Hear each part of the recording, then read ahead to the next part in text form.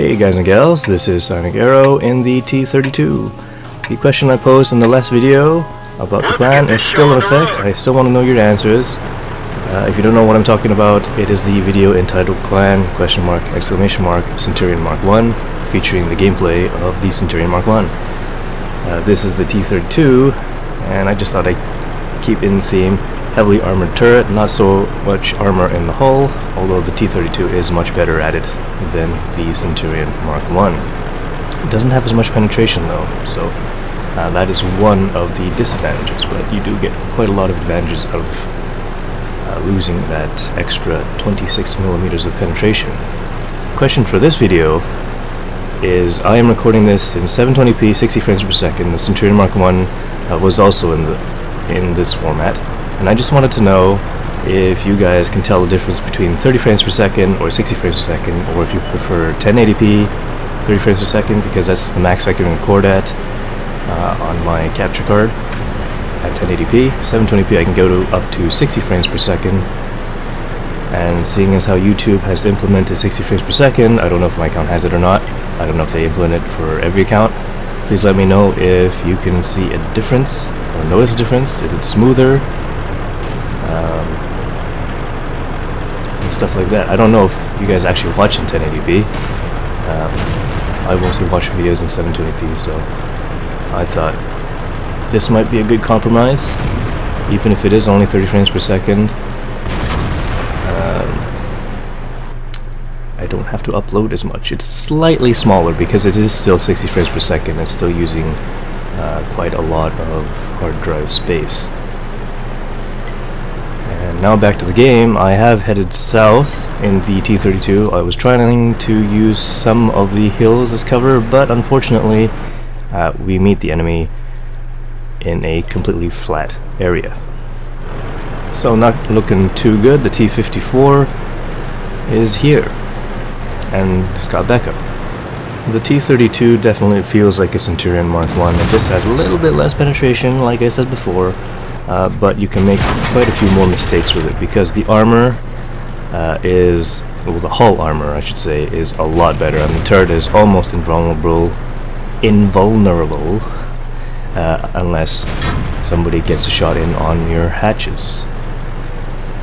And I'm trying not to block the Ferdinand from retreating, and here we go. A super Pershing is poked out, and I knew that the super Pershing doesn't have a lot of penetration. It's got 170mm of penetration, and right now I'm just keeping him tracked and doing damage at the same time, so that is not an appropriate angle to come out of a corner with a super Pershing.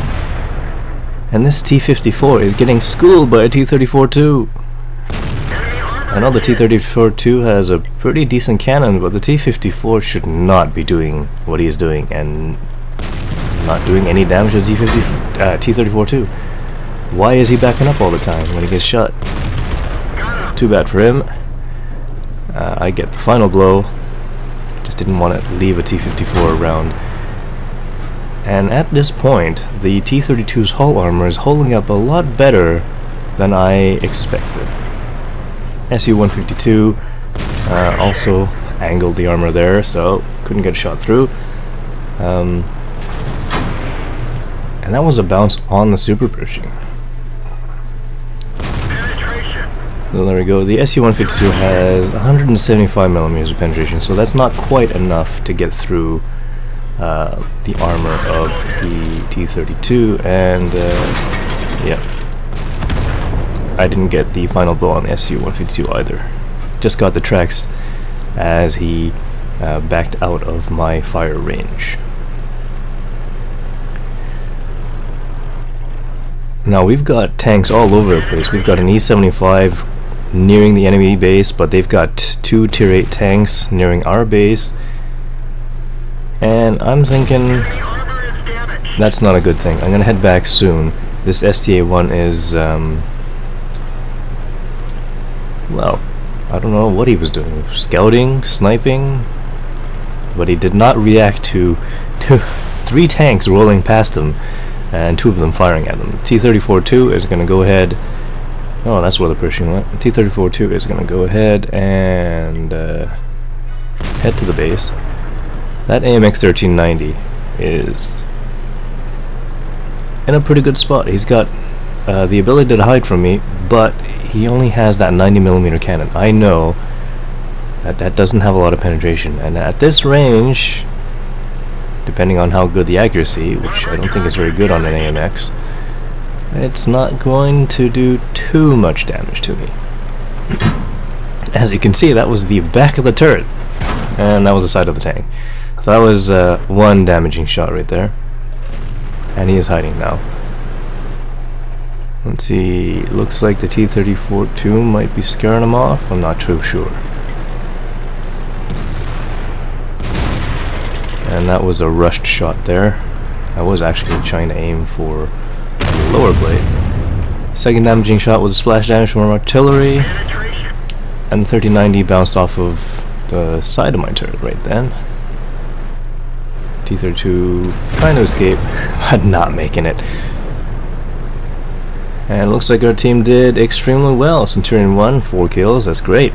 Ferdinand did quite a lot of damage as well, and also bounced a lot. So in these tier 8 games, and you know, very few tier 9s, especially one that can't seem to handle a tier 8 medium tank, on our side at least, it's not too bad.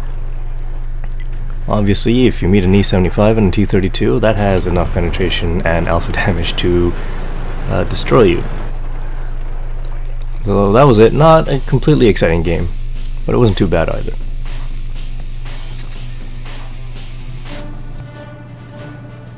That was a second class mastery badge with 998 points of experience earned. Got a few assisted damage and also module damage from track. 61 on the SU 152, 580, and 128 for spawning damage on the STA-1. And I was third on the list, 1 kill, 2,359 damage. So, not that great, but then again, everybody did quite well. Around 1,000 plus damage for almost everyone. 13 shots fired, 10 hit, 9 penetrations. So at when you are high tier or top tier in a T32, the 198mm of penetration is not really a deficit, especially if you know where to hit, and it's not that bad. I also bounced 4 shots, got 2 penetrating shots. Let's see, that was 1 in the tracks probably, and then 1 that actually did damage. 1,500 total damage blocked by armor, which is nice. 30,000 credits earned with a premium account, 15,000 non-premium. Thanks for watching, and please press that like button and leave some comments. I'll see you in future videos.